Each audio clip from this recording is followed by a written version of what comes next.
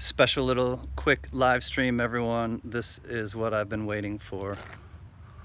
We are at the Running for Heroes Hall, and there is the man of the hour. This is my brother on the left. He is, tell me what you're... I'm the president of Running for Heroes. President of Running for Heroes, and this is the man of the hour, How you doing? Zechariah. Now, Zechariah, can you just kind of let us know quickly when you started, how old were you, and what inspired you? So I started in 2019. I was 9 or 10 years old. I was inspired by the Tunnels to Towers organization, whom I raised money for back in 2018. And I'm the founder of Running for Heroes. I've been doing the miles since 2019. I've done over 1,400 miles since I've started, and we're doing another one tonight. Excellent. We will be there tonight for the run. And Tim, how did you kind of decide to spearhead this with him? In the middle of 2019, when he was doing his runs, I had a friend that I work with in law enforcement tell me about this organization, and they knew that I played bagpipes, and he thought that maybe playing bagpipes during the run would add a little something to the tribute, so I started playing the bagpipes in mid-2019. By 2020, they asked me to come on the board as a secretary, and in 2022, I was for secretary. Right on. Well, as you guys have known, the Coin Tribe has really taken to Zechariah and your cause, and as a personal interest, my brother is a first responder and here in Orlando, and definitely a worthwhile and just amazing, I mean, cause and heart that you have, and to do this. And well, I just let them know that the first Coins for a Cause will be for Zechariah again with Running for Heroes. And let's go inside. Let's go check it out. Not going to be a long stream. He's got to run tonight. We don't want to keep him too long. Hey, High Plains Drifter. Hey, Gunny. First thing I wanted to show you guys real quick, the initial sponsors that helped us get the tribute hall open with donations, and you guys have already been here. Yep. Here we are, the Coin Tribe. God douche. Tribe is strong. Thank you for your support, Coin Tribe. Let's show you what our...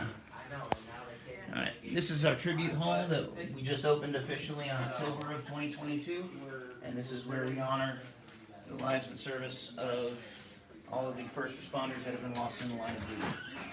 Right. So just a quick tour around the place.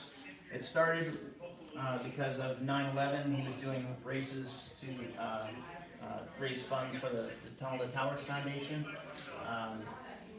With all of this, we've received several pieces of memorabilia, both from officers that were lost in the towers. This is the uniform of the first officer that Zechariah ran to honor before Running for Heroes even began. Port Authority? Port Authority in New York, Pennsylvania. Officer Walwyn Wellington Stewart Jr. God bless you, brother. And this was Officer Stewart's uniform.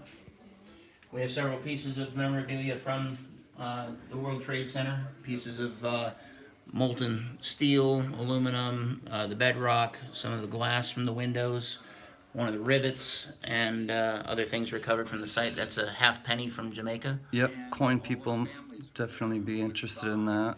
There's one of the rivets, the badge. We have a piece of steel from the World Trade Center, and if you zoom in on this picture here, this chunk of steel came from this portion, we believe, of the World Trade Center. We also have, this is our canine tribute wall. All of the canines that are lost in the line of duty from first responders are memorialized here. There was a girl from Nevada who's 10 years old. She runs to honor all of our canines. So these are all the ones that she has run a mile for. This is our Mile 1 wall over here. This is Officer Natalie Corona of the Davis, California Police Department. She was the first person that Zechariah ran an individual mile to honor. And this is one of her 4 uniforms that she had. She was killed 5 months into her career. With the 4 uniforms she had, she was killed wearing one, she was buried wearing one, and her family donated one of her other 2 to this tribute hall. This is the flag that Zechariah carried for Mile 1 to honor Officer Natalie Corona. And it's kind of how the flag mission got started.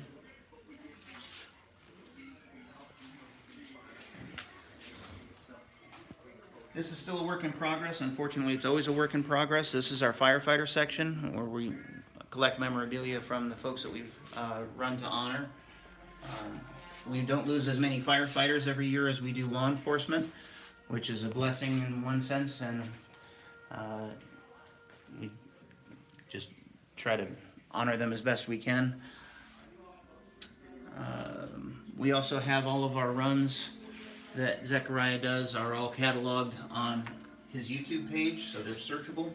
We have televisions that we can pull these runs up and let people watch them as they visit the tribute hall. This is the law enforcement room. It's a little bit larger because we lose more law enforcement officers than we do firefighters. This is one of the pre-recorded runs, and anyone coming here can, if they have a particular person they're looking to remember as part of a memorial, we can pull up the runs that are searchable. They can have a seat on one of our benches and watch the entire run. This is our international corner. Zechariah also runs for fallen first responders from Canada. Yep, we got a lot of Canadian friends. Yep, so Hi, everybody. we actually have a few more names to add. Unfortunately, the Ontario province has had a bad year this year. This is our Puerto Rico wall. These are all of the police officers that have been lost in the line of duty in Puerto Rico from non-COVID incidents. Zechariah actually did a tribute run mile in Puerto Rico for all of their fallen first responders. That's a bobby hat from England that we were gifted. We don't run for England yet, but we are becoming international, as you can see. Yep. And let's see. Let's go over to this corner over here. This is for all of our youth runners. Zechariah got the whole thing started, and this is the name of every person that he has run for, starting in 2019. This is every person that's received a single mile tribute run. Every one of these includes a flag that he runs with. It's mailed to the family along with one of our Running for Heroes Challenge coins and a handwritten letter. This is Teresa. She is our canine runner based out of Nevada. These are all of the canines that she has run for. She has also run for one person. This is an officer from the Las Vegas Metro Police Department, which is her home area, and we let her run for his honor. She actually ran down the Vegas Strip.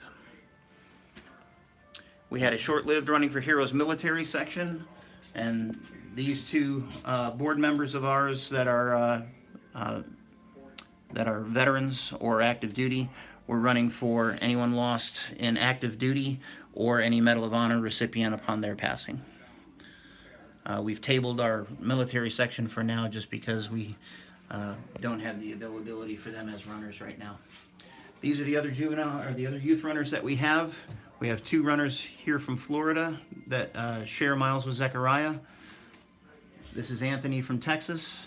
Actually, I'll go back. This is Jaden and Juliana. They both live here locally in Winter Springs. Anthony is from Texas. He does most of his runs for the Texas area law enforcement and border patrol. This is Andrew from Georgia. He does a lot of his runs for the southeast, most of the time for fire officers or firefighters. And this is Morgan from New Jersey. She's actually tallied several more miles than what's listed here, but she runs for first responders that are lost in the Northeast region. Okay. This is going to be our injured first responder section. We provide a $10,000 grant every month to a first responder who's injured in the line of duty. That's another thing that your donations go to help fund. Every month we're giving $10,000 to try to get a first responder back to a full duty status. Yep. This was for an officer out of California who unfortunately was hit and rolled over several times by a stolen vehicle. With the help of our grant that was awarded to him in 2021, he was able to return to a full duty status. And this is the radio that came from his car that he donated to us. There he is getting the check. Yeah, he was actually awarded that grant in December of 2020, but we couldn't get to deliver it in person until the September of 21 because of COVID. This is an officer out of Bryant, Arkansas. She unfortunately was shot in the face a couple of days before Christmas in 2019 through a door with a shotgun. This is all of the bird shot that she ended up taking in the face. And this is the uniform that she was wearing on that day. She has gifted that to us now that she is back to full duty. Here she is. There's the grant presentation. Tell about bumping it up. She was originally awarded a $5,000 grant, but because we were growing as a nonprofit and we had the availability to do so, and she had a couple other medical issues that were still pending, we bumped it up to $6,000 for her. Very nice. Over here is a car that we had run on the track in Daytona in 2021. This was part of an Xfinity race. This is the hood and the back bumper from our race car. You can see all the little badges on it. That's how we sponsored this car. Every one of those badges is the name of a fallen police officer or firefighter from 2020. So all of the names of all of these fallen first responders were doing laps around the track. And unfortunately, what happened to the car? Well, in that race, like several of the races, there's usually a big crash, and this one happened about 2/3 of the way through the race. Our car was not immune to that, and the only time that we actually got to see the Running for Heroes logo on this hood was as it was sliding across the infield as a crippled car. But the hood remained intact, as did the bumper, and we were gifted both of those for our tribute hall. Nice. This one here is actually part of a photo essay. Zechariah's younger sister took this photograph, and it's basically trying to erase the stigma that law enforcement is the enemy, trying to show that, too many times kids are told, you need to behave or I'm going to have that cop take you to jail. So there's always a negative connotation for law enforcement with children. We want to show them that we're not the enemy.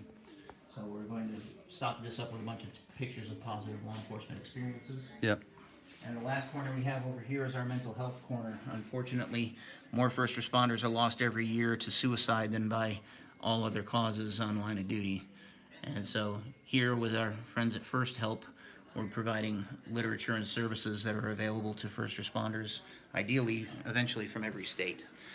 And NAMI is the National Organization on Mental Illness. Yeah. So I'm very familiar with that, with the work that I've done. So this is our tribute hall. Well, thank This you. is what your donations go to help fund, along with our grant missions. One is injured first responders, one is for canines, and one is for the families of fallen first responders. And we can't do it without your help. One more time, this is a 2,500 minimum donor plaque. I believe that's what this was. And here we are. And the first toys, or the first coins for a cause that we're going to be doing in 2023 will be for Running for Heroes. So maybe if you can just grab Zechariah quick and we'll say goodbye to him, please.